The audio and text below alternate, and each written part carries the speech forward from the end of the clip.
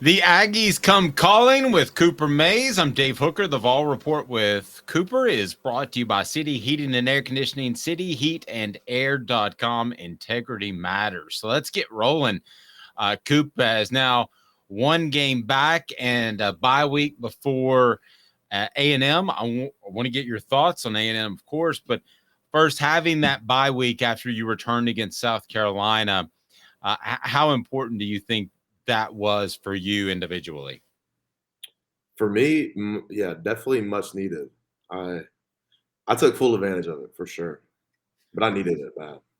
Yeah. So I've always wondered what it's like for a player to come back midstream, which you had to do against South Carolina, because everybody else's conditioning is kind of at a different level. What's that like, just to kind of jump in there, even though you've got experience? It's got to be a challenge.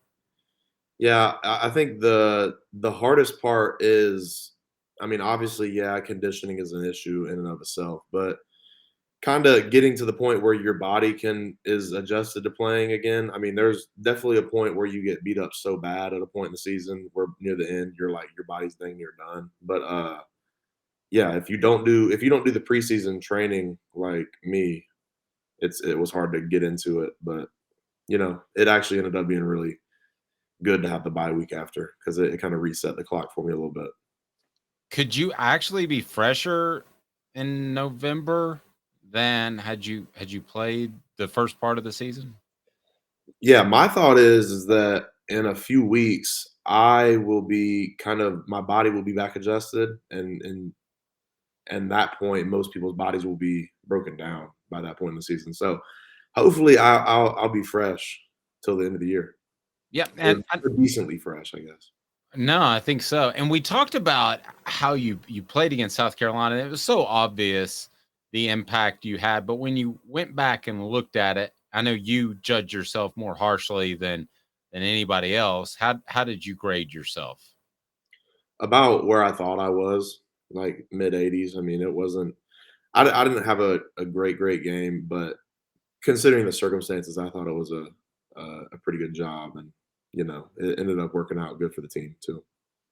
How the Before we get to A&M, how the rest of the offensive line grade out? Because I'm sure they liked having you there. It has to bring a certain amount of confidence. Yeah, no, I think everybody has some pretty good grades, and I think if you watch the film back, I think we controlled the line of scrimmage, and there was a lot of instances of people finishing really well, and I thought we ran the ball really well too. So I had no complaints. How would you describe this offense compared to last year? And I say that with this backdrop. I find it very intriguing to watch how you guys are developing and how you're such an incredible running football team, but you were a good running football team last year too. But I find the evolution very intriguing. What are your thoughts on where you guys are as an offense now, philosophically, as opposed to last year? I'm not really sure if we're that much different. I think just the way stuff unfolds, you realize you have some strengths here and there that you may not have had the year before. Some, just different stuff that unfolds, and you realize kind of you get your groove going a little bit, and you kind of figure out what's your bread and butter. And I think having a backfield full of three guys that are really, really good, as far as the running back room is what I'm talking about. I mean, that really bodes well and does well for us because everybody's fresh all the time, and it's hard to stop those guys. Yeah, it's pretty impossible in your all's offense to touch the ball 30 times a game as a running back, right? Right? Yeah, Yeah, I I mean, guess. I think so. It's not. I don't know. I just think it's not really that day and age anymore. I Yeah. just don't think. I don't know. I think most people. I mean, obviously, there's some anomalies that took the rock like 30 times a game or whatever. But I mean, the era of like the big bruiser back that lines up in I formation and kind of just goes downhill for 40 times a game. I don't think that's really. It's not really what's in the game anymore. You know. Yeah, I mean, I think the conversation begins and ends with Derrick Henry. I can't think of another one. That's kind of what I was thinking. You know, you got your Derrick Henrys of the world, but there aren't really Derrick Henrys of the world. There's There's a Derrick just Henry. Derrick Henry. So, but yeah, I think you see a more different version of a back when it comes to nowadays football. Everybody's trying to get out of the backfield a little bit more when it comes to the pass game, and I don't know. You just see people that are mismatches for linebackers in space more. I would say smaller backs that can get out there in space and do stuff in the pass game, catch the ball a little bit, and run. For their fair share too. Agreed. Let's turn to A&M. The Vol Report brought to you with Cooper Mays, brought to you by City Heating and Air Conditioning. Integrity matters. City Heating and Air Conditioning, cityheatandair.com. They will certainly take care of you and not suggest a whole new unit if all you need some coolant or a part here or there. So, Cooper, A&M, just let's pretend I've never seen them defensively. What did they like to do, especially up front?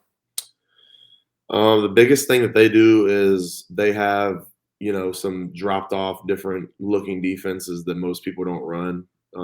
If you remember who we played 2 years ago when we played Ole Miss, that was the D coordinator, so it's his kind of scheme.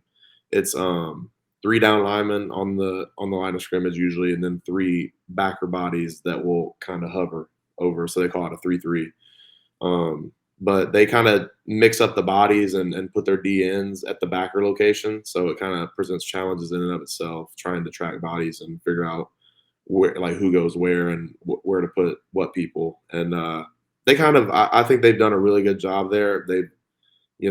I think there's some statistical stuff that they've done that's really good. I don't know the statistics exactly off my head, but they definitely get after the offensive line and figure out ways to make plays. When you face a defense that in practice that tries to disguise some things, right? With stunts and blitzes and those sorts of things. Are there any similarities or is that a reach?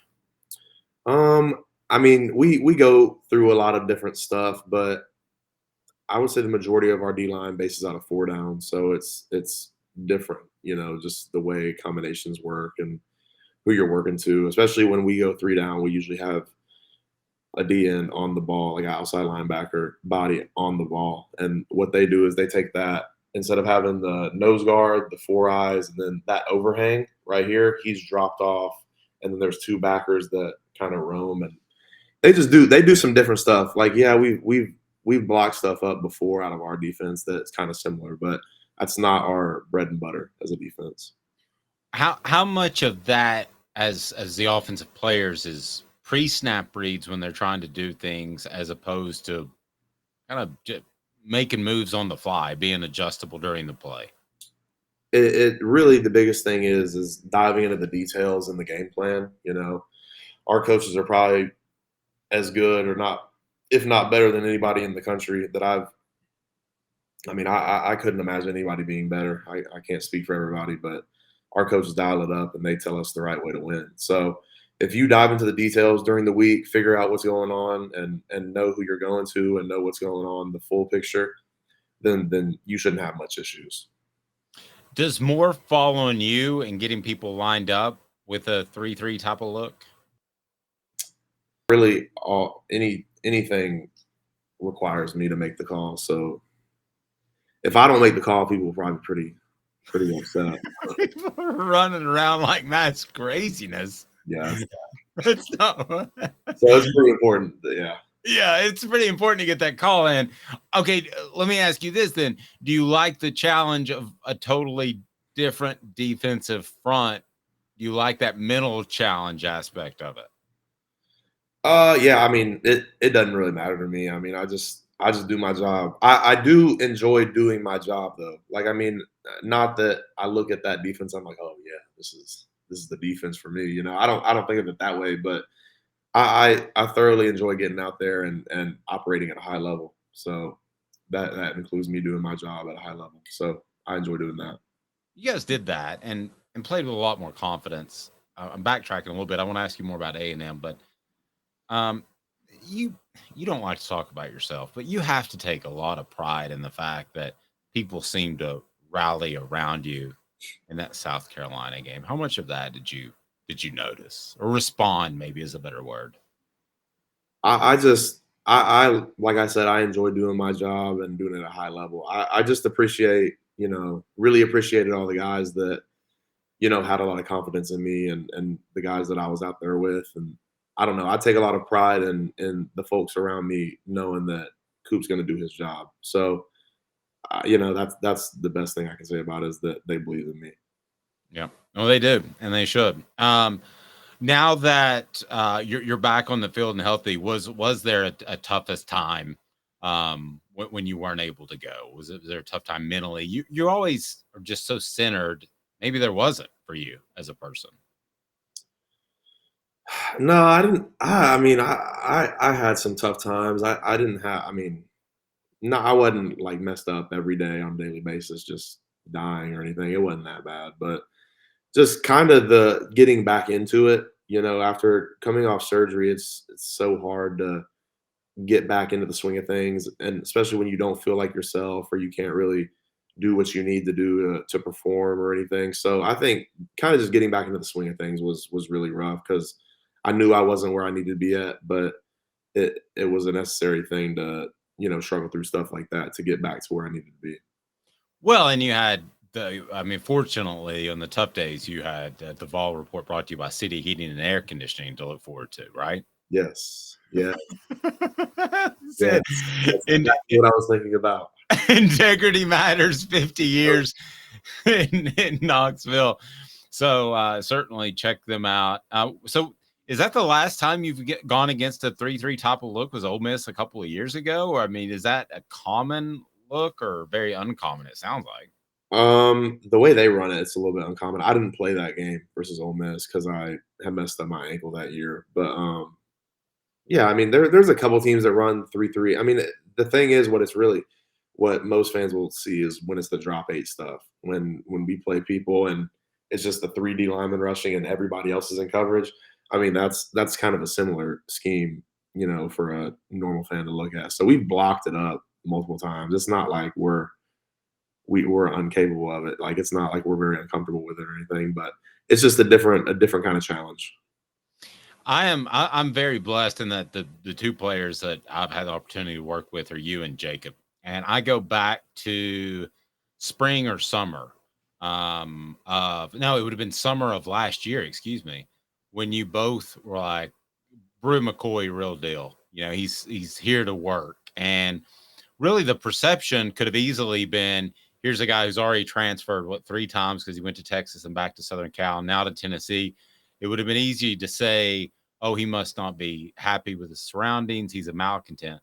How different was he though from that perception that could have been out there? Because I know you hate losing him, but I've never heard one even slightly negative thing about him. I've only heard that he's just a fantastic young man.